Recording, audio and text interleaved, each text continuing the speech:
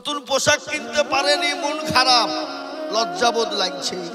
কিন্তু হারাম করে তুই যে রোজার মাসে রোজা করলি নি, এটা তোর কাছে লজ্জা লাগলো না?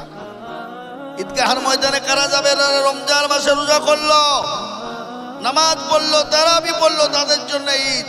যারা রোজা করেনি, নামাজ পড়েনি, দান খায়রাত করেনি ঈদগাহের ময়দানে, তাদের জন্য নয়, তাদের জন্য ঈদগাহ ময়দানে যাওয়া নিষেধ।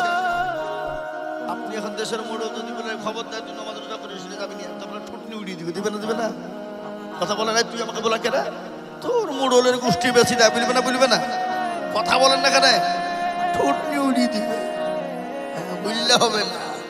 এ বাবা, এই যে রমজান ঈদ গেল, আল্লাহু আকবার, অনেক মুসলমানের ছেলেরা মদ খেয়ে বিরুদ্ধে বিরাট ঈদ পালন চলছে। মদ আপনাদের দিকে সব খাই না?